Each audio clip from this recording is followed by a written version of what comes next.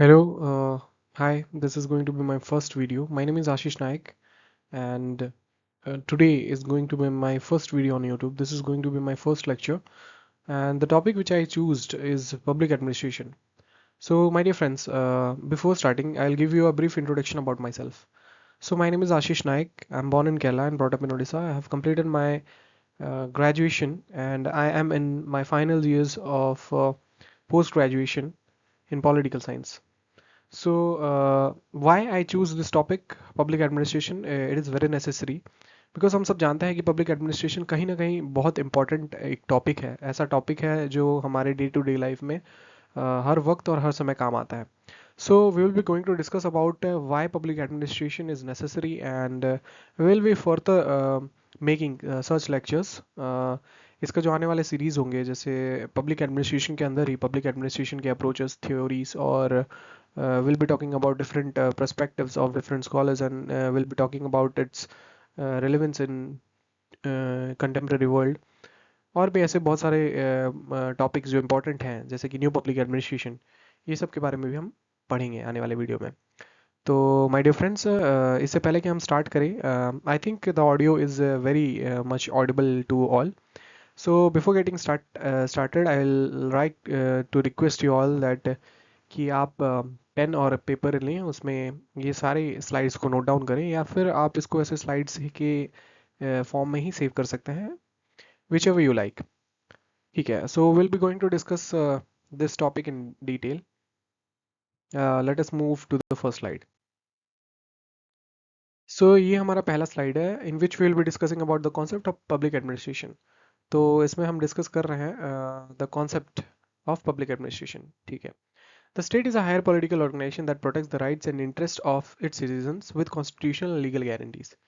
So in this statement, it is saying that state is a higher political organization.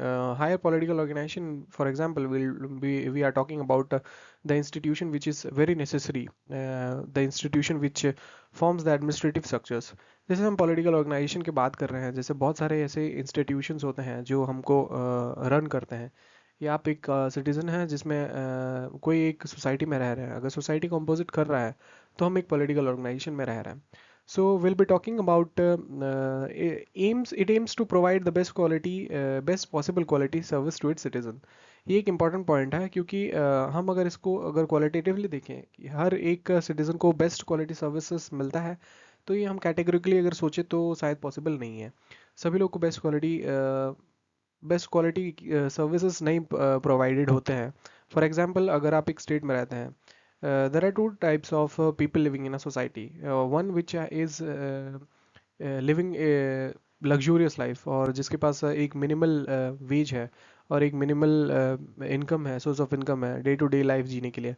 But ऐसे ही society में और भी बहुत सारे ऐसे कैटेगरी के लोग हैं जिनके पास वो टाइप के सर्विसेज या वो टाइप के अपॉर्चुनिटीज़ अवेलेबल नहीं होते ताकि वो डे टू डे वेजेस कमा सकें. तो it does not seems right to be stating that it aims to provide the best quality service to its citizen. But हाँ, हम ये कह सकते हैं कि the equality of rights which is very much important, equally given to all citizens, consider legitimate to resort to force में necessary. ठीक है. तो इसके अगर हम पॉइंटर्स को डिस्कस करें, ज़रूरी है कि रैशनल फोर्स हमें कभी कभी ज़रूरी होता है. अगर हम विदाउट फोर्स या फिर विदाउट लेजिटिमेट रैशनल लिमिटेशंस अगर हम इम्प्लीमेंट ना करें, तो एक जंगल रूल का ऑर्डर क्रिएट हो जाएगा. In order to achieve these objectives, the state makes use of various organizational and functional structures at national level. One of these organizations in public administration. ठीक है. तो one of this organization is public administration. इसमें कहना ये चाह रहा है कि अगर आप देखें, जो ऑब्जेक्टिव्स हैं स्टेट का, वो क्या करता है, बहुत सारे ऑर्गेनाइजेशनल और फंक्शनल स्ट्रक्चर को जो मेंटेन करता है नेशनल लेवल पे. इसके बेसिस में हम कह सकते हैं कि पब्लिक एडमिनिस्ट्रेशन एक ऐसा ऑर्गेनाइजेशन है. Public administration as an organizational and functional bureaucratic system represent the state in the eyes of public. Therefore, public administration politics is of great importance for the state. ठीक है. तो हम ये चीज़ तो समझ गए हैं कि पब्लिक एडमिनिस्ट्रेशन कितना ज़रूरी है, या उसका जो फंक्शनल स्ट्रक्चर है या ब्यूरोक्रेटिक सिस्टम है, जो हायरार्किकल सिस्टम है, वो जैसे कि हम we are talking about center to state level and center to state relations, and each and everything which is coming under public administration is of great importance. ठीक है. So I hope this slide is very clear. We'll be moving to the next slide.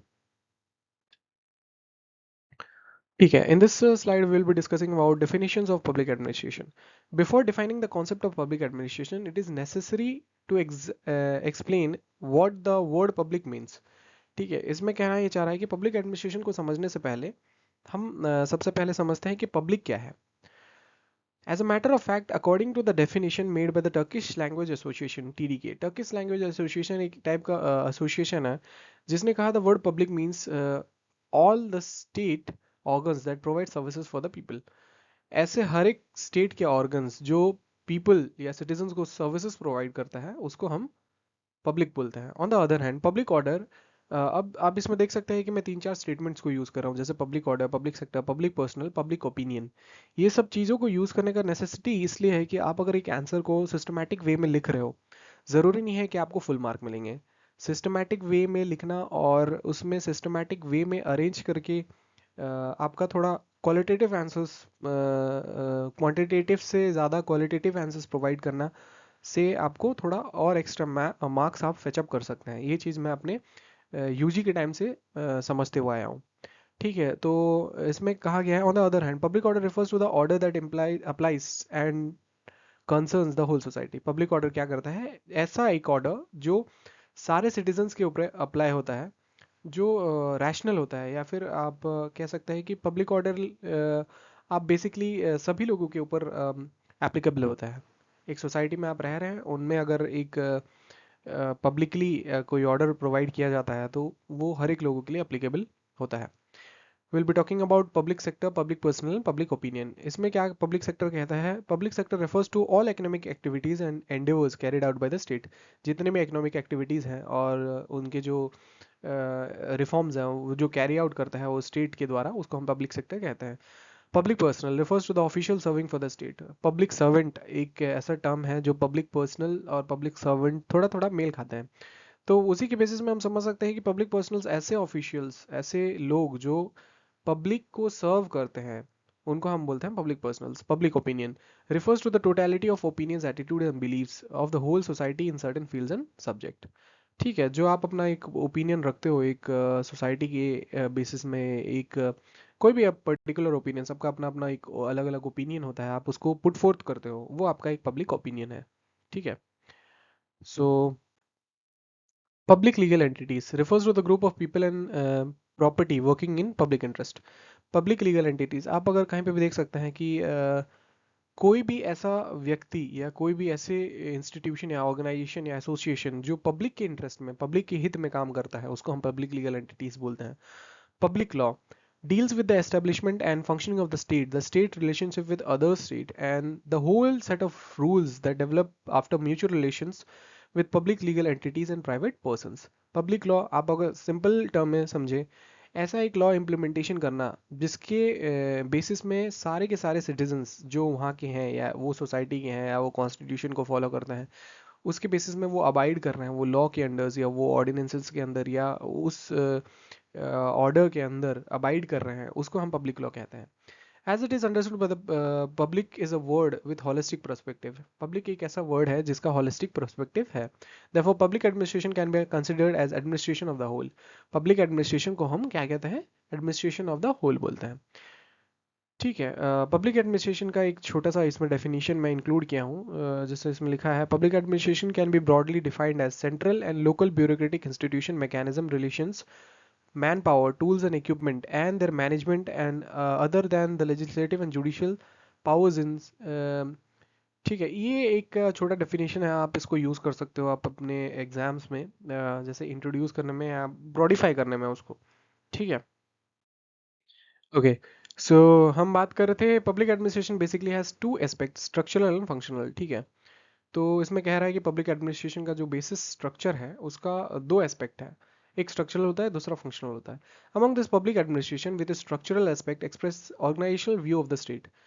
Structural aspect क्या करता है? एक organisational view को present करता है. हर एक ऑर्गेनाइजेशनल छोटे से छोटे ऑर्गन्स में डिवाइडेड है स्टेट में, With its functional aspect, public administration consists of the process of implementing general rules and public policies decision. जो फंक्शनल एस्पेक्ट क्या करता है, इंप्लीमेंट करता है जनरल रूल्स पब्लिक पॉलिसी, इसको इंप्लीमेंट करने की कोशिश करता है. As a functional mechanism public administration fulfil public policies determined by the political bodies within the framework of certain rules and principle. ठीक है. Public administration can be defined in two ways, narrowly and broadly. Public administration को हम दो वे के तरीके में समझ सकते हैं. नैरो वे में हम पब्लिक एडमिनिस्ट्रेशन को इस प्रकार से समझ सकते हैं कि public administration is public institution and organisations and their activities including the executive branch excluding the legislative and judicial branches. ठीक है. पब्लिक एडमिनिस्ट्रेशन को हम पब्लिक इंस्टीट्यूशन या ऑर्गेनाइजेशन उनके एक्टिविटीज को समझने के बेसिस में हम यूज कर सकते हैं. जैसे नैरो सेंस में अगर हम बात करें, छोटे से छोटे पब्लिक इंस्टीट्यूशंस जैसे हो गया, उनका एक सर्टन रूल्स होता है, उनका एक छोटा, फॉर एग्जांपल आप अगर कोई एनजीओ में काम कर रहे हैं, जैसे एचआर होता है, एचआर क्या करता है, रिक्रूट करता है. रिक्रूट करने के प्रोसेस में बहुत सारा अलग अलग ये पॉलिसीज वगैरह वो लोग को समझाया जाता है कि रूल्स एंड रेगुलेशंस, और ये सब एक छोटा सा छोटा ब्रांच इन इन ऑर्डर से आप मतलब एक ऑर्गेनाइजेशन में काम कर सकते हो. उसका एक एडमिनिस्ट्रेटिव स्ट्रक्चर होता है.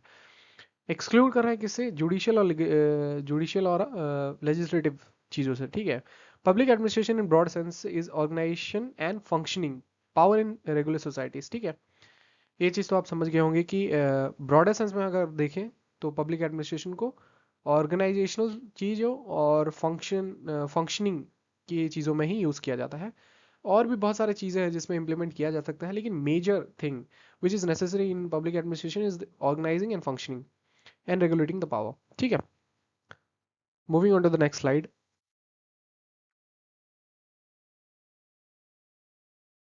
Okay, so let me check.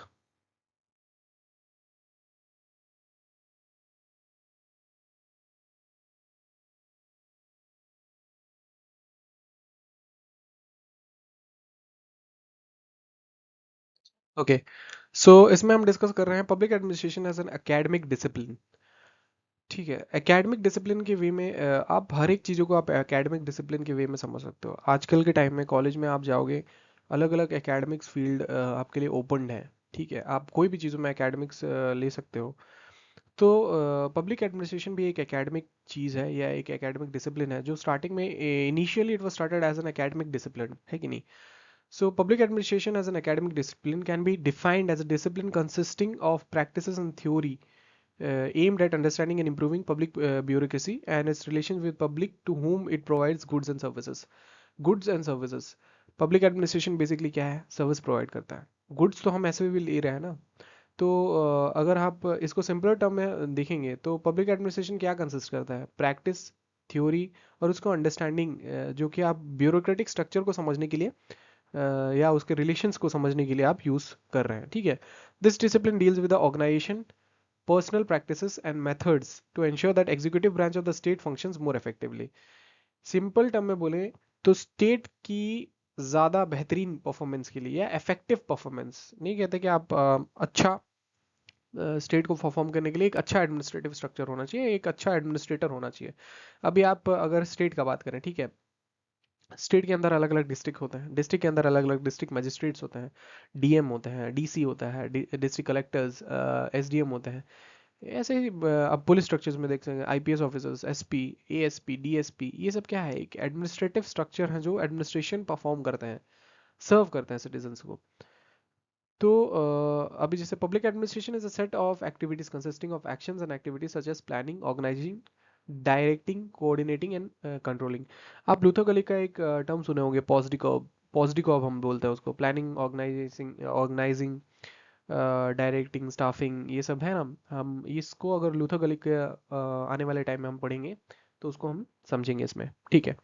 These activities are carried out within an organization और institution. In content of public administration can be also consider as a profession depending on, ठीक है, increasing diversity of public administration and administrators. ये क्या करता है, organisations और institutions का जो हम प्रोफेशंस हम समझ रहे हैं, ठीक है, उनका जो डाइवर्सिटी है उसको समझने की कोशिश करता है. जो पब्लिक एडमिनिस्ट्रेशन का स्ट्रक्चर्स है जो एक स्टेट के अंदर, जैसे फॉर एग्जांपल आप एक नेशन की बात कर रहे हैं, नेशन को कैसे एडमिनिस्टर करना है, अगर हम उसको इम्प्लीमेंट करें कुछ पॉलिसीज या सर्टेन चीज़ों को इम्प्लीमेंट करें, तो किस वे में अगर हम उसको डील करें, या किस वे में उसको प्लान करें, किस वे में उसको ऑर्गेनाइज करें, या किस वे में उसको डायरेक्ट करें, जिसके बेसिस में इफेक्टिव फंक्शनिंग हो सके स्टेट का, यही हम public administration as an academic discipline में पढ़ते हैं या समझते हैं। ठीक है।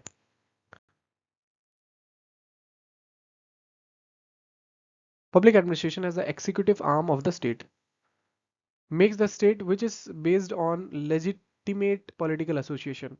अब हम इसको समझ रहे हैं, पब्लिक एडमिनिस्ट्रेशन क्या, executive arm of the state. ठीक है। Makes the state which is based on legitimate political association visible to the public.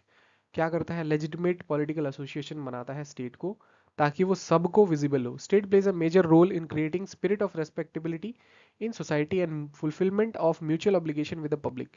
Mutual obligation जो भी होता है उसको हटाने की कोशिश करता है। ठीक है। If the people trust the state will protect the public interest through creation of participatory democracy. अगर पीपल स्टेट को ट्रस्ट करते हैं तो स्टेट क्या करेगा, प्रोटेक्ट करेगा पीपल को, या उनके पब्लिक इंटरेस्ट को प्रोटेक्ट करने की कोशिश करेगा या करता है।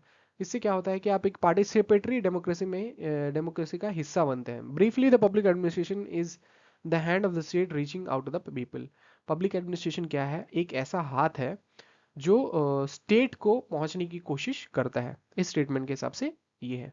ठीक है। Moving on to the next slide. अब आने वाले स्लाइड्स में हम समझेंगे कि पब्लिक एडमिनिस्ट्रेशन के जो नेचर्स हैं वो कैसे अलग अलग वेज में डिफाइंड है।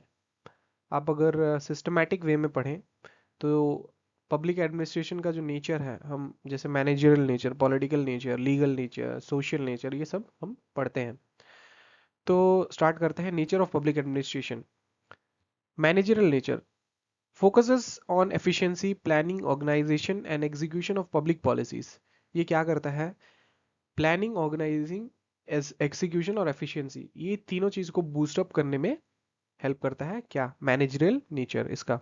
Political nature, public administration is deeply connected with politics because it implement policies made by political leaders. Political leaders क्या करते हैं, पॉलिसीज बनाते हैं, पार्लियामेंट में डिस्कस होता है, लॉज होता है या बिल पास किया जाता है, उस सबको एक्सेप्ट करने के बाद एक लॉ या कुछ एक रूल्स वगैरह फॉर्मुलेट होते हैं जिसको हम अबाइड करते हैं, है कि नहीं। It is often called the politics administration dichotomy. Woodrow Wilson का एक बहुत फेमस क्या बोलते हैं आप, स्टेटमेंट है, पॉलिटिक्स एडमिनिस्ट्रेशन डिक्टोमी। इसको आप एज अ हेडिंग भी यूज कर सकते हो। तो this view it is now outdated, it marked an early understanding. ठीक है। Legal nature operates with in the legal framework. Legal nature क्या करता है, लीगल फ्रेमवर्क के अंडर काम करता है। आप उसके आउटसाइड द बॉक्स आप सोच नहीं सकते कि विदाउट लीगल फ्रेमवर्क ये बाहर नहीं जाएगा, है कि नहीं। अब हम कॉन्स्टिट्यूशन को तो अपने हाथ में नहीं ले सकते। कॉन्स्टिट्यूशन अपने रूल्स, उनके कॉन्स्टिट्यूशन एक्ट्स, पार्लियामेंट के जो एक्ट्स हैं, उसके जो ऑर्डिनेंसेस है, उसके बेसिस में चलता है कि नहीं। Public administrators must follow rules, procedures and laws making it administrative law system. ठीक है। पब्लिक एडमिनिस्ट्रेशन क्या करता है, इसमें सिंपल वे में वही बताया गया है कि पब्लिक एडमिनिस्ट्रेटर जो होता है, रूल्स लॉज के बेसिस में उसको अबाइड करना ही पड़ता है। अगर वो उनको अपने हाथ में ना लेके कम समझने लग जाए, अभी फॉर एग्जांपल जैसे बहुत सारे केसेस हो रहे हैं जिसमें आईएएस ऑफिसर क्या कर रहे हैं, ब्राइब्स ले रहे हैं।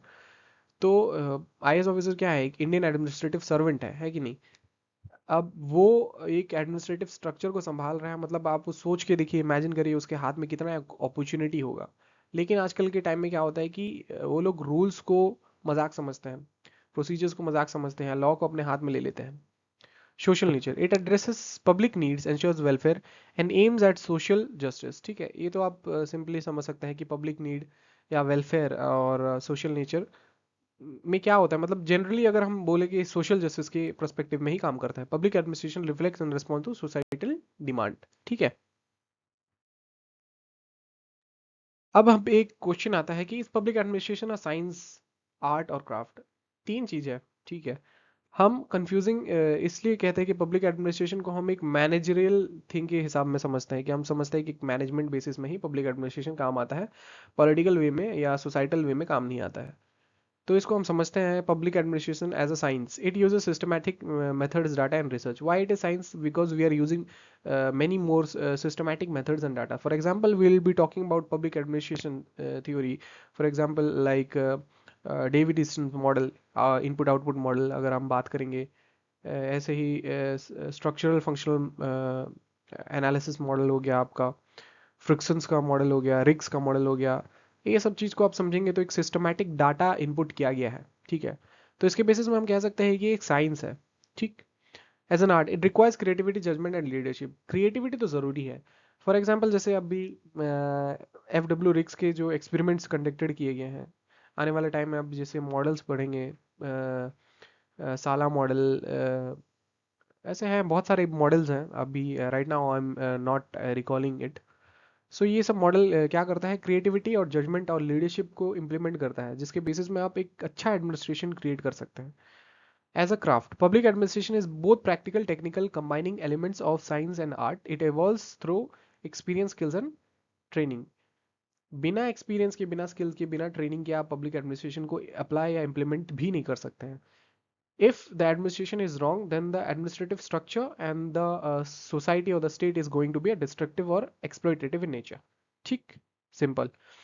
Academic versus practical nature. Academic discipline के बेसिस में हम क्या समझते हैं कि public administration studied as a subject in political science and management. ठीक है. प्रैक्टिकल एक्टिविटी में क्या होता है कि गवर्नमेंट ऑफिशियल्स अप्लाई करते हैं अपने ऑफिस में या अपने स्टेट को कंट्रोल करने के लिए. ठीक है. Moving on. Characteristic of public administration. ठीक, इसमें लिखा गया है the purpose of public administration is the public interest, therefore public administration strives for peace prosperity of the society as it main object. ठीक है. पीस और प्रॉस्पेरिटी दो एक इंपॉर्टेंट चीज है जो सोसाइटी के लिए सबसे ज्यादा मेनली ऑब्जेक्टिव है. ठीक है. पब्लिक एडमिनिस्ट्रेशन है public power in order to realize the public interest. Public administration are superior position विज वर्स प्राइवेट पर्सन. सुपीरियोरिटी रहता है पब्लिक एडमिनिस्ट्रेशन का, ये चीज तो है. And can carry out transaction against the consent of the private person. Private personality या प्राइवेट पर्सन के अगेंस्ट में पब्लिक एडमिनिस्ट्रेशन काम कर सकता है, या उसके अगेंस्ट पे एक transaction in the sense action लिया जा सकता है. The establishment and work of public administration are regulated by law. जो इसका जो वर्क है या इसका एस्टेब्लिशमेंट है वो किसे रेगुलेट किया जाता है, लॉ के बेसिस में रेगुलेट किया जाता है.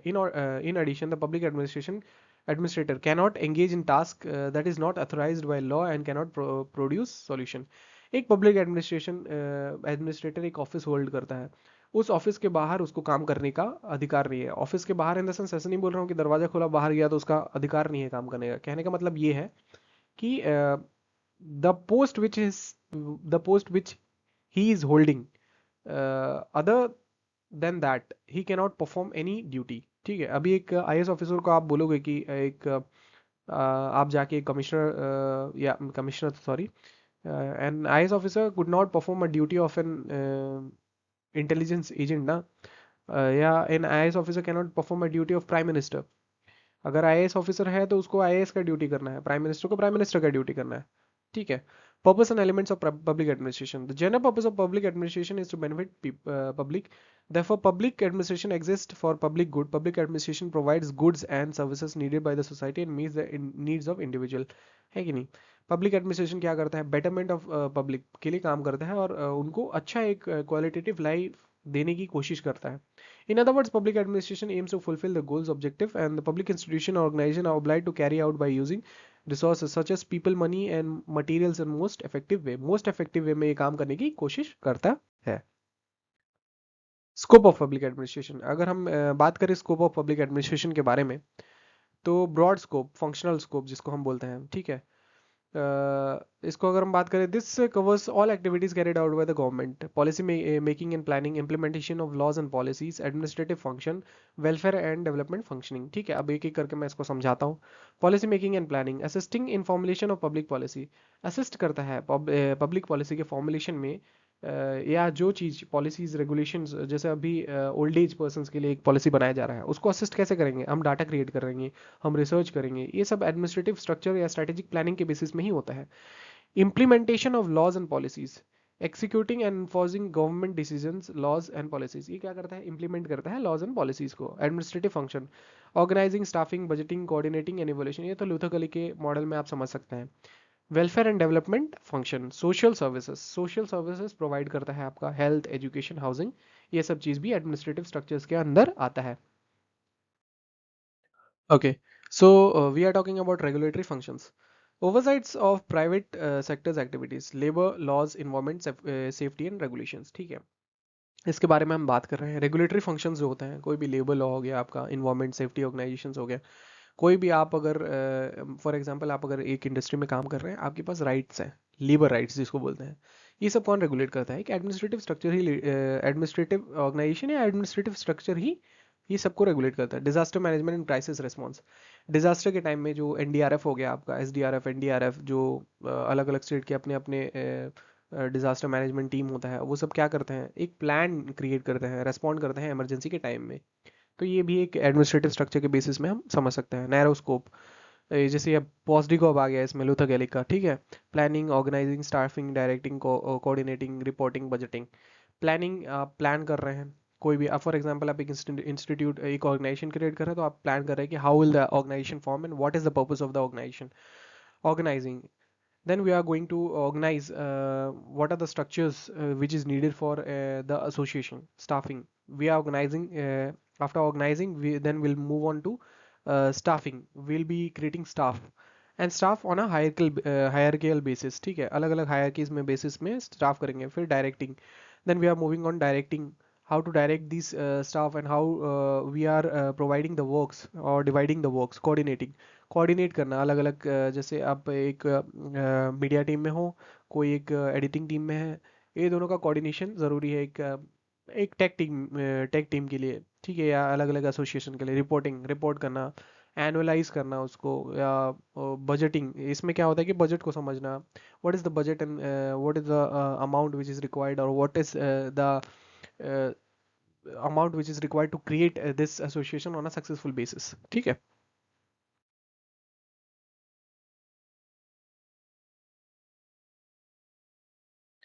ठीक है, सो एकेडमिक स्कोप क्या है? Involve study and research, studies और रिसर्च को इन्वॉल्व करता है। एडमिनिस्ट्रेटिव थ्योरीज, जैसे बहुत सारे एडमिनिस्ट्रेटिव थ्योरीज हैं हमारे पब्लिक एडमिनिस्ट्रेशन में, जैसे classical, behavioural, new public management, new public administration, ये सब आता है, ठीक है। Comparative public administration, development administration. Comparative public administration में हम क्या करते हैं, we are comparing different public administration and structures and trying to get on a result of what are the benefit of comparing public administration, ठीक है।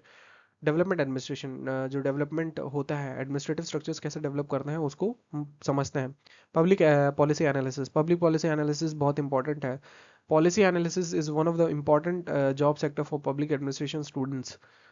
Public finance and budgeting, ये तो आप समझ गए हैं, पब्लिक के फाइनेंस और बजटिंग कैसे मैनेज करना है। एडमिनिस्ट्रेटिव लॉ हो गया, e governance and ICT, communication, information and communication technology, ठीक है, आईसीटी का मतलब।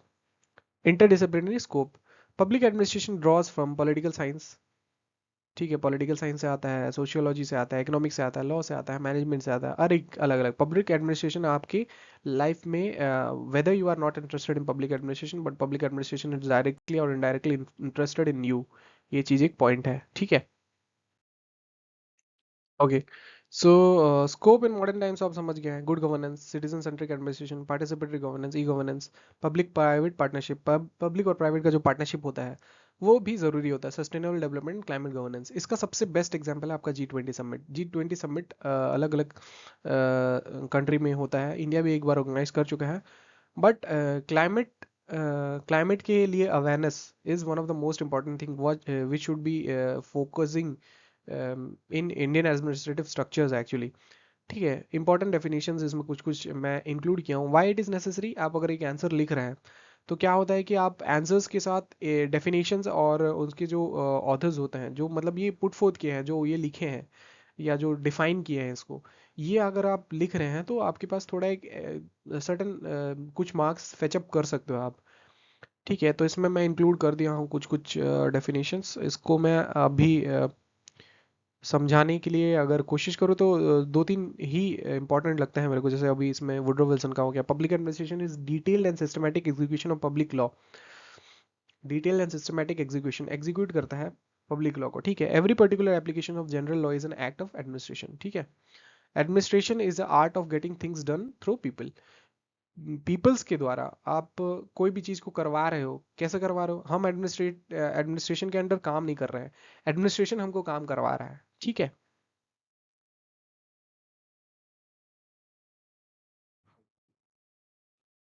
सो लूथर क्लिक का इसमें जैसे दिया है, public administration is that part of science of administration which has to do with the government and thus concern itself primarily with the executive branch of the working of the government, work of government is done, ठीक है। ये Luther click का statement है, इसको आप include कर सकते हैं। तो मैं ये नहीं बोल रहा हूँ कि डेफिनेशन आप चार पांच लिख दें और चले आए। डेफिनेशंस को आप जिस जगह पे यूज कर रहे हो, अभी जैसे public administration part of science, अगर इस पॉइंट में अगर आया, जैसे we are talking about public administration as a science, आप इस चीज को यूज कर सकते हो इसमें। Public administration as an art and science, management is as applied to the affairs of the state. Dwight Waldo, Waldo का ये स्टेटमेंट है, ठीक है। हर्बर्ट साइमन के जैसे, administration is the activities of group of groups cooperating to accomplish common goals. Common goal को accomplish करने के लिए जो वर्क करते हैं या जो एक्टिविटी करते हैं उसको हम एडमिनिस्ट्रेशन बोलते हैं, ठीक है। ये सब चीज़ को आप समझ सकते हैं।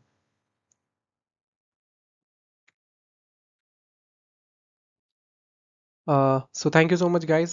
This is the last, and please do not forget to subscribe my channel for more videos like this, और मैं आने वाला टाइम में इसका lectures को follow up करूँगा। So during this time my examinations are going on, so I'm a little bit late actually. I have made this slide very prior, but थोड़ा examination के बीच में थोड़ा प्रेशर अप हो जाता है, इसलिए मैं आज जैसे ही जस्ट मन किया तो मैं वीडियो बना दिया और इसको पोस्ट अप करने वाला हूँ। So please do like, share and subscribe. And for more interesting videos like this, please subscribe this channel. Thank you.